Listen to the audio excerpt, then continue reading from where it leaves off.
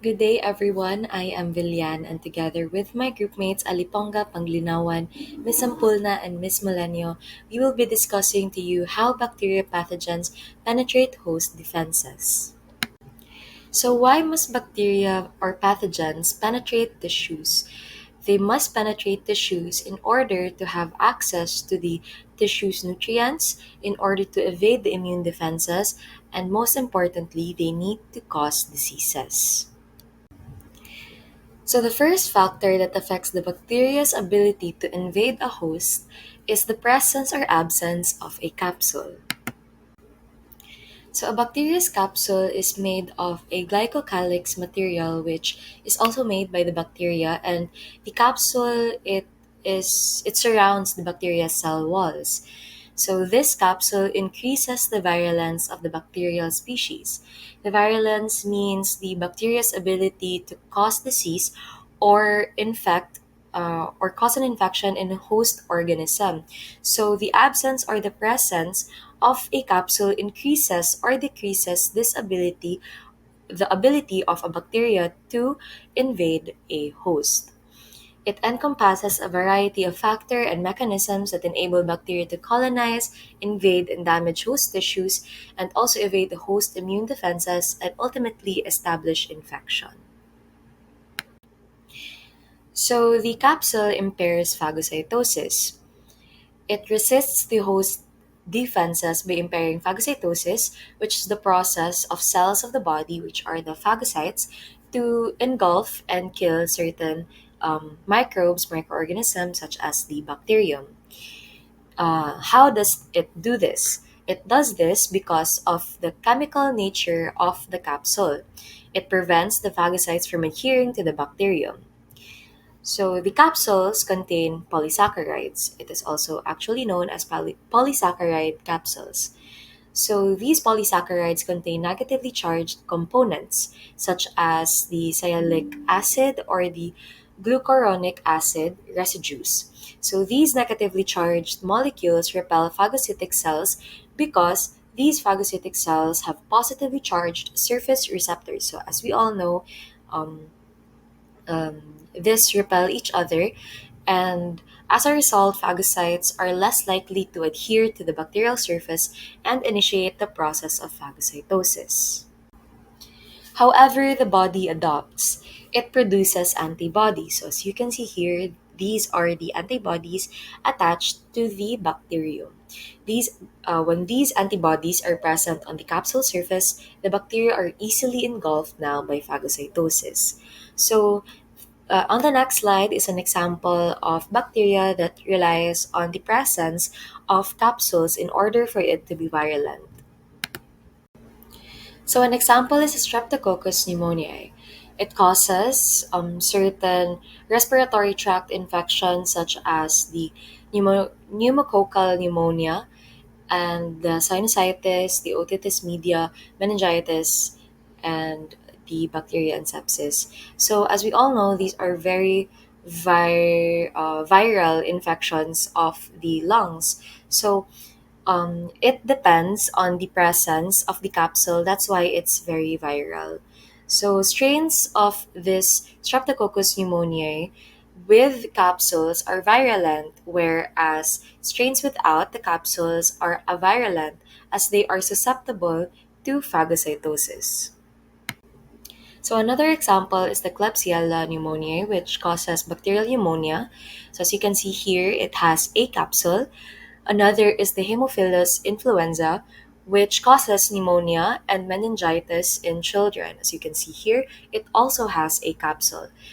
Last one is the Yersinia pestis, which causes the plague. So as you can see, it also has the capsule. So the capsule is very important to certain strains of bacteria because without these capsules, they are very susceptible to phagocytosis, which causes them to be killed off and they won't flourish within the body. It also must be noted that capsules are not the only cause of increased or decreased virulence. There are many non pathogenic bacteria that produce capsules, meaning that they are not. Um, they are non-pathogenic for the body, they are not bad for the body. And also the virulence of some pathogens is not related to the presence nor the absence of a capsule. So that is all for the capsule.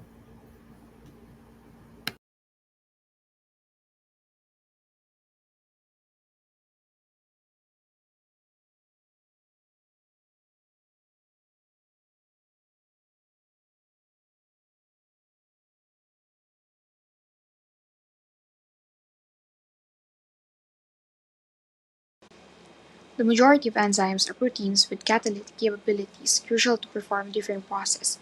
Metabolic process and other chemical reactions in the cell are carried out by a set of enzymes that are necessary to sustain life. In microbiology, it is believed that the production of extracellular enzymes contributes to the virulence of the bacteria, and there are different types of enzymes that will be discussed. Bacterial enzymes, called coagulases, cause the fibrinogen in blood to coagulate or clot. Coagulases transform fibrin, the threads that form a blood clot, from fibrinogen, a plasma protein made by the liver. The Staphylococcus genus produces these and play a part in the swelling off process, but some are still virulent even if they do not produce these coagulases. Kinases. Bacterial enzymes that degrade fibrin, allowing the body to break down clots produced to contain the infection. Fibrinolysin, or streptokinase, is one of the more well-known kinases, which are produced by the Streptococcus pyogenes. Hyaluronidase, enzyme that some bacteria, including Streptococci, release. Hyaluronic acid is a kind of polysaccharide that keeps some body cells together, especially those in connective tissue, is hydrolyzed by hyaluronidase. Clostridium produces these, as well as collagenase that break down protein collagen for connective tissue of muscle and other organs. Immunoglobulin A proteases. These antibodies can be destroyed by that. This capability is shared by N. gonorrhea and N. meningitis, the cause of meningococcal meningitis and other CNS infecting bacteria. Immunoglobulin A proteases are pathogens with the ability to produce enzyme. The next topic would be the antigenic variation, but before we go into that, let us first review a little about the antibodies and immunity. Antibodies. So antibodies are also known as your immunoglobulins, and these are the Y-shaped protective proteins produced by your immune system in response to foreign invaders like bacteria, viruses, and toxins. So basically, they function by binding to the antigens and then they inactivate or destroy them. Adaptive immunity. So this is the ability of the body to remember the pathogens it has encountered before, and it tailors an effective immune response to it. So it is the defensive response of the body to an infection or to an antigen. So unlike innate immunity, which is broad and is non-specific first line of defense, adaptive immunity is highly targeted and it develops over time. Now let's go back to the topic, which is about antigenic variation. So some pathogens, just like us humans, have the ability to adapt to its surroundings. And that is in the case of antigenic variation, in which the pathogens have the ability to alter their outer coat. So this is the part in which the immune system recognizes and targets with antibodies. And how does this affect the body's immune response? So once an individual is infected and recovers, the immune system develops memory B cells that produce antibodies specific to that encountered antigen. These memory B cells provide immunity against future encounters with the same pathogens. But with an altered antigen, it would become unrecognizable and unaffected by the antibodies. So these are some examples of the pathogens that can undergo antigenic variation. First one is influenza virus, and the second one would be coronavirus. In influenza virus, they are envelope viruses in which the envelope is made up of two proteins, which is hemagglutinin and neuraminidase. So genes encoding for these two proteins are prone to mutations. and they can change the amino acid sequence of these proteins. In coronavirus, it is similar to other viruses, but the mutations in the genes coding for structural proteins was in the spike protein. Good day everyone. Today I'll be discussing the interplay between microbes and the host cell cytoskeleton, a crucial aspect of infectious disease pathogenesis, penetration into the host cytoskeleton. First, let's delve into how microbes attach to host cells. So they employ specialized molecules called adhesins which facilitate their adherence to host cell surfaces. So this attachment triggers signals within the host cell activating factors that ultimately lead to the entry of a certain bacteria. Now, let's explore the host cell's internal structure known as the cytoskeleton. So this intricate framework consists of protein filaments, including microfilaments, intermediate filaments, and microtubules. Then actin, it is a major component of the cytoskeleton. It plays a pivotal role in the interaction between the microbes and the host cells. Microbes like Salmonella and E. coli produce surface proteins known as invasins. So these invasins rearrange nearby actin filaments of the host cell cytoskeleton, inducing the dramatic changes in the host cell membrane. So this phenomenon, termed membrane ruffling, facilitates the entry of the microbe into the host cell.